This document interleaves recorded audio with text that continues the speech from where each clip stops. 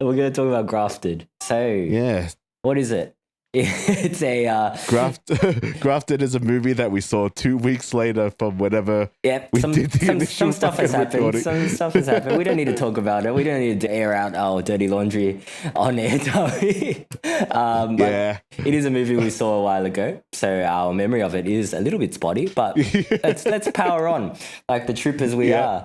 are. Grafted 2024 New Zealand indie horror film. So, synopsis is a bright but socially awkward exchange student takes her craving for popularity to horrifying heights. So it's kind of like a body horror, a bit light in tone, I guess, pretty satirical, kind of like a Substance, like a low budget Substance, I would say. Yeah, lower budget Substance. Yeah, I was actually very excited about this movie and still am. And I did want to talk about this earlier, but as we said, some things fucked up during recording. And then 2 weeks later, I've kind of lost a bit of memory from what I'd seen. I remember it being good.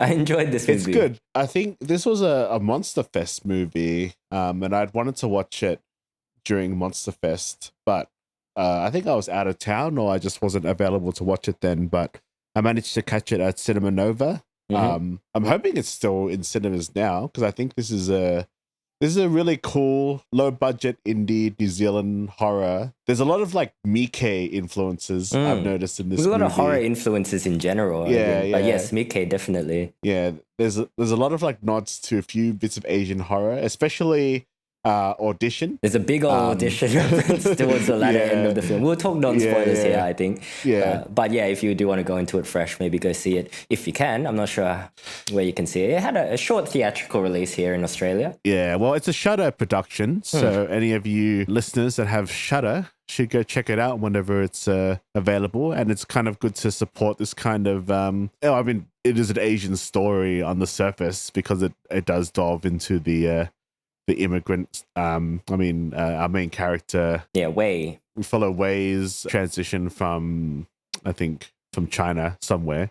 And then at the beginning of the film, I think her father comes across this new technique to graft other people's skin onto yourself. Because both he and his daughter Wei suffer from just having bad skin, just having a slight scar on your face. Not even that bad looking, Tommy. Like both of them. Nah, it's not that bad looking, yeah. Not enough to turn you into like a Resident Evil style scientist, I reckon. I think that's trying to mix lizard DNA with like skin to make himself pretty. It's what you call, like, even though this isn't a Hollywood movie, it's like Hollywood ugly. It's that character in Ready Player One where she's like, I'm hideous. And then he just like shows the skull like, fuck bitch, you hot. Like everyone's just gonna look past that shit, man.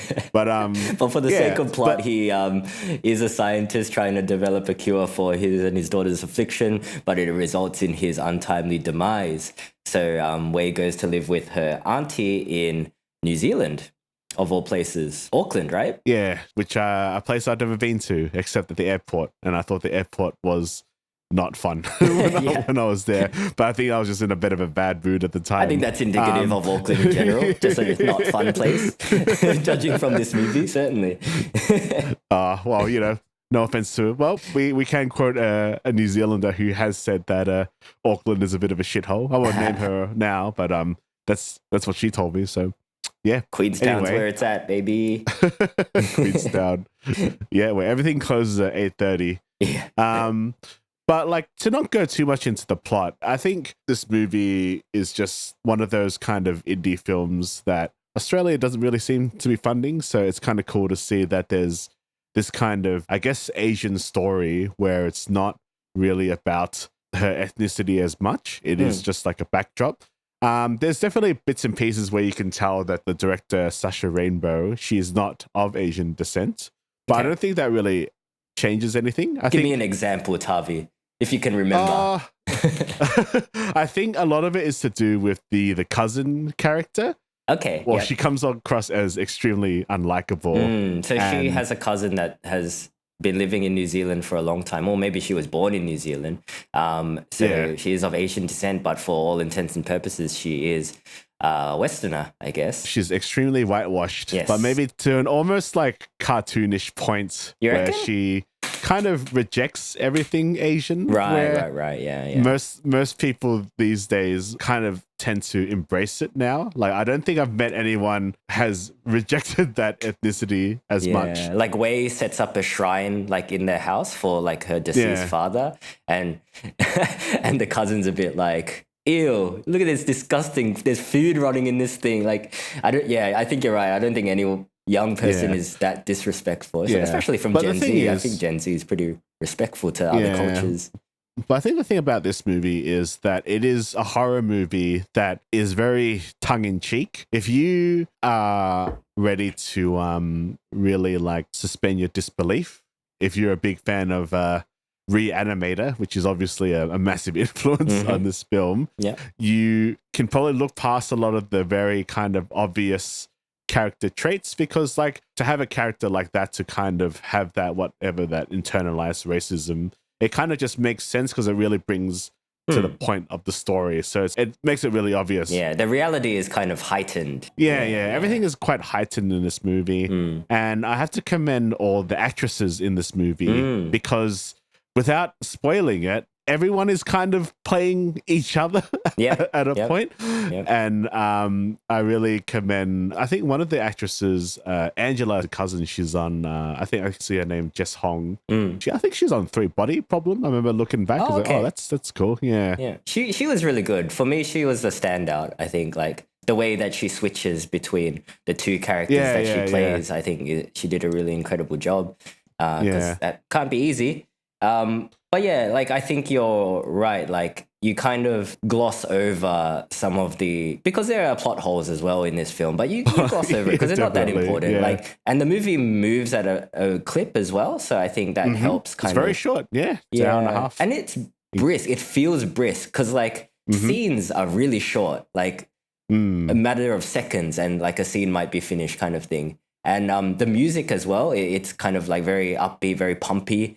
So it is very much, it's very similar to The Substance, which I watched again the other day. Yeah, it's a great movie. So yeah, it does kind of carry you through any kind of glaring plot holes or character traits that might bother you in a slower film. And the VFX in this movie are very fun. I enjoyed all the horror elements, I guess the gore and the body horror elements of this movie. Yeah. Doesn't really shy away from the gore, which is refreshing. Yeah. You can tell that it's like a low budget film, but I think it sort of adds to the film's campiness. It adds to kind of the style of the film. Yeah. And I just really appreciate the kind of cinema that pays homage to a lot of the horror that you and I talk about. As we said, there's definitely Takashi Miike influences. Even the color palette, it's got this kind of sickly saturation to it, which is kind of interesting in the color grade. And the characters are kind of cartoony. There's like this villainous lecturer who's quite fun to watch. You know, he's just a classic villain, just a classic really bad dude.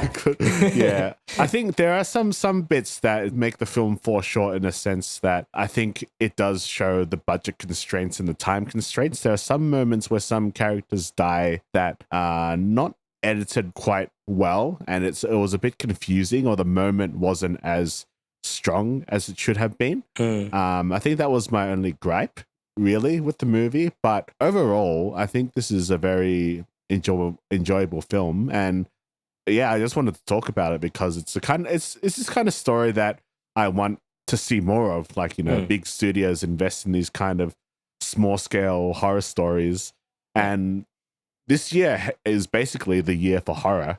Sure. And there's a lot of like exciting horror movies to come out next year.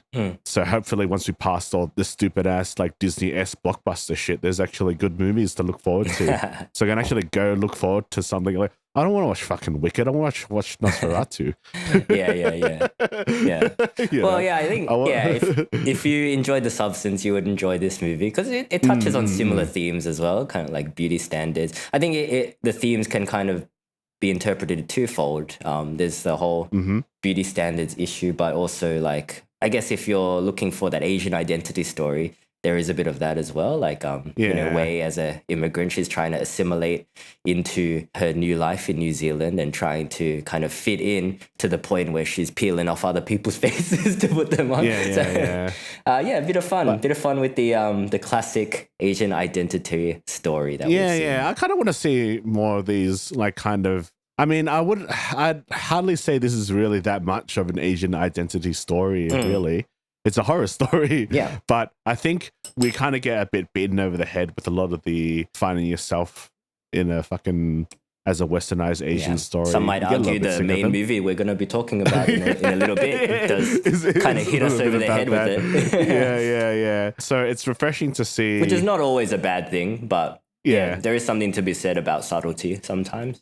Yeah. But it's just refreshing to watch this movie. Like, there's Asian characters in it, but it's like, because you can't really change them, but it's also not the bigger aspect of the film. Because some of the, I guess, the gags, they wouldn't work if Wei wasn't Chinese, I suppose. Yeah. It's really fun just watching the performances without going into too much detail. Yeah, just watch it for... Yeah, just have a lot of fun. Get some popcorn, get some buddies. It's not too graphically violent. The substance is a lot more violent, and I'm assuming Terrifier 3 is way more violent than this, which I'm looking forward to watching over Christmas. So we'll see that. The perfect Christmas movie. Yeah. No, the best Christmas movie. It's a bit this movie is a bit gory, but very, very watchable. Yeah. Check it out. You'll be fine. Yeah. As I've said to many other people that are traumatized, that don't like horror, what's a good horror movie to ease into? Oh yeah, this movie is fine. The sadness is fine. Yeah, if you can watch Miike, you can watch this film. Yeah, that's true. Yeah, I don't know if most people can probably watch Miike stuff these days. Audition recently was in the cinema. Oh yeah, there was a bit of a like a revival. I think there was a 4K restoration, but I didn't get a chance to go see that. Which is just didn't have the time, and it's really the screening was really far from where I live as well. You're too busy watching Wicked. Yeah. From this time of recording, haven't seen it yet. Yeah. We are going to do a Wicked episode. Yeah, we better, Tavi. I've already seen it. You need to commit, man. Just pull the Band-Aid off. It's not that bad. We'll talk about it. Why are we watching Wicked anyway? I don't want to. Yeah, it's just we know why we're watching Wicked. Yeah, I've got very certain conditions to watching that movie, so that episode could come out whenever, really. Anyway, we're not in a rush. Shall we move it along? We're not. Yeah, but no, watch this movie. It's cool. Check it out. I really enjoyed it. Yeah.